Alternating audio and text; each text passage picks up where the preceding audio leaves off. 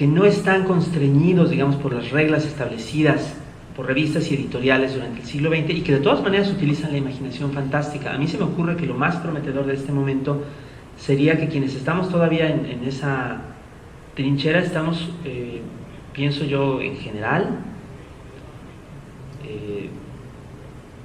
con perfecta posibilidad de encontrarnos y de medirnos con la ficción de cualquier otro lado, desde esta imaginación fantástica.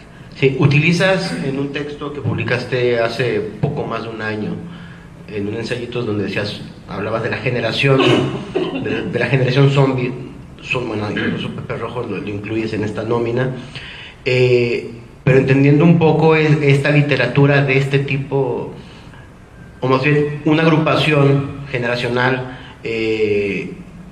o más bien de cercanía de fechas de autores, siendo cuidadosos con el manejo de la generación, del concepto, más bien el concepto histórico, o como categoría histórica, pero lo manejas un poco también para explicar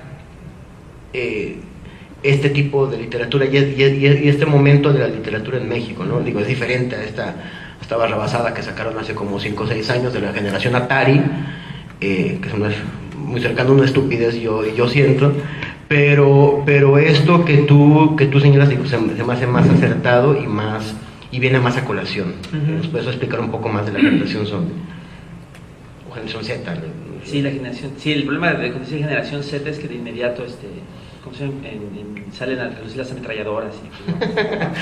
Digamos generación zombie, que se trata de eso.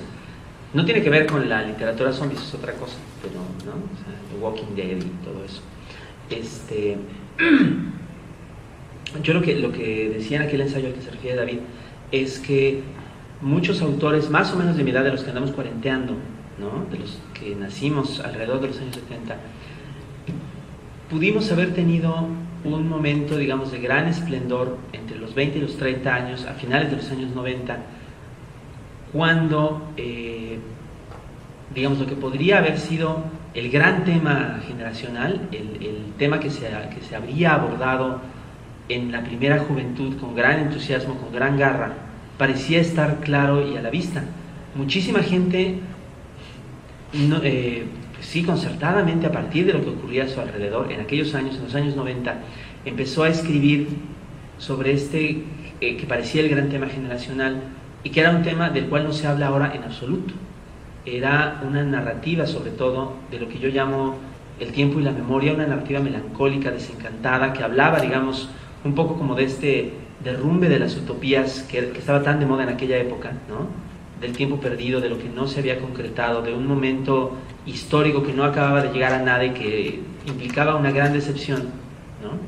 En aquella época se produjeron muchísimas obras firmadas por muchísima gente acerca de esos temas en todo México.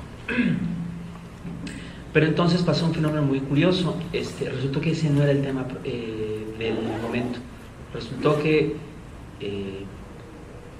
una gran cantidad, una masa bastante grande de escritores había estado equivocada. Parecía que ese tema iba a ser el importante porque era de lo que venía la sociedad mexicana en aquel entonces, venía de las crisis de mediados de los 90, del surgimiento del zapatismo que de pronto se diluyó y después de ser como muy esperanzador y muy emocionante no pasó nada, al menos en el nivel nacional. Venía de aquellas nociones del fin de la historia, pero eso no era lo importante. Como ahora sabemos, lo importante era el cambio de siglo, lo importante era el surgimiento de Internet, lo importante era la incertidumbre no con el pasado que había salido mal, sino con el futuro que se volvía más incierto y más violento, que desde 2001 con los ataques terroristas en Nueva York y alrededores, precipitó al mundo entero en una violencia nueva, en una incertidumbre hacia adelante, no hacia atrás. Gran cantidad de autores mexicanos que escribieron, repito, de esa nostalgia y de ese tiempo y memoria mexicanos, y que se equivocaron porque eso no era el espíritu de la época. Después de todo, se extinguieron.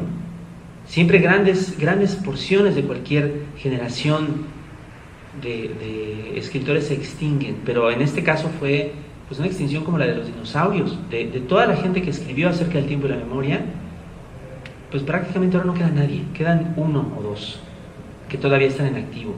La mayor parte dejó de escribir por completo, algunos cuantos le entraron al periodismo, unos poquitos cambiaron de género, y esos son los que me interesan a la hora de hablar de la generación zombie, porque de alguna manera aquellos que sobrevivieron, que sobrevivimos a aquel momento, aquel cambio de siglo, aquel cambio de perspectiva, tuvimos que hacerlo modificando por completo mucho de lo que representaba nuestras aspiraciones al escribir. Tuvimos que destruir de muchas maneras el proyecto que habíamos tenido hasta entonces y volver a hacer uno nuevo. Como escritores, como creadores, morirnos y volver a levantarnos, convertirnos en zombies, en revivientes, si queremos usar un término más sofisticado, ¿no? Resucitados. Es el caso de, yo ponía en ese ensayo varios casos emblemáticos. Por ejemplo, Bernardo Fernández Beff, que había sido escritor de ciencia ficción y que se reinventó a sí mismo como autor de policíaco, ¿no? Y como autor, sobre todo de cierta forma de narrativa pop que se nutre más que de ciertas tradiciones literarias de los medios masivos y del cine, ¿no? y de la música, del cómic. Pepe Rojo, que también había empezado como escritor de ciencia ficción y que se reinventa como una especie de autor y de filósofo posmoderno. Casos un poco más lejanos de mi propia experiencia, pero que se han podido ir recopilando. Guadalupe Nettel, que empieza en los años 90, en los tempranos 90, como una autora con fuerte influencia, digamos, de la mal llamada tradición femenina mexicana, y que también gana fama internacional con una novela que no tiene nada que ver con eso, que es El huésped, ¿no? Que publicó Anagrama. Otro caso que después se ha podido documentar, el de Heriberto Yepes, autor de Tijuana, que en un primer momento empieza a escribir pues con mucha influencia de autores latinoamericanos como Borges incluso, ¿no? Tenía una prosa muy borgesiana y la cortó de tajo y se convirtió en otra cosa, y se convirtió, digamos, en el primer intelectual mexicano del siglo XXI, negando pues como esa primera raíz latinoamericana y concentrándose más bien en la literatura y el pensamiento fronterizos y particularmente estadounidenses y californianos. Así hay varios casos de autores de este paso entre siglos que tienen que cortarse de tajo y volverse a construir a causa de la violencia, digamos, con la cual se da esta transición entre dos momentos diferentes de la historia, de la política, del pensamiento tanto de México como del mundo, ¿no? y que aquí nos da de una manera particularmente fuerte, justamente por la naturaleza particular de las crisis mexicanas. Por todo esto resulta que mi mal llamada generación, o sea, la gente más o menos de mi edad, diría yo que tarda como en encontrar como cierto impulso creativo. Lo encuentra entre los 30 y los 40, y en lugar de dar como constantemente se le exigió durante los 10 años previos obras de gran fuste entre sus 20 y sus 30, los da, repito, entre sus 30 y sus 40, y ahora es cuando estamos viendo, digamos, como esos frutos retrasados por esta reconstrucción. Este año se publica Canción de Tumba de Julián Herbert, que es un libro que yo creo que va a ser canónico, ¿no? En años recientes se publica qué sé yo, Ánima de Antonio Ortuño, se publica más de la obra de Nettel, se publica Señales que precederán al fin del mundo de Yuri Herrera, o Trabajos del Reino, que es el punto máximo de la narrativa de la violencia mexicana, en mi opinión.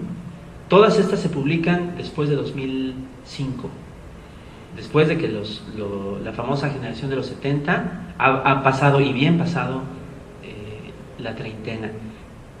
Y ocurre, pienso yo, por esta fractura que, digamos, se convierte en un asunto de neurosis y de gran preocupación para mucha gente, porque al mismo tiempo, digamos, la cultura mediática nacional abraza como esta idea pues de la juventud como un valor en sí mismo, y muchos colegas la abrazan también, pues, y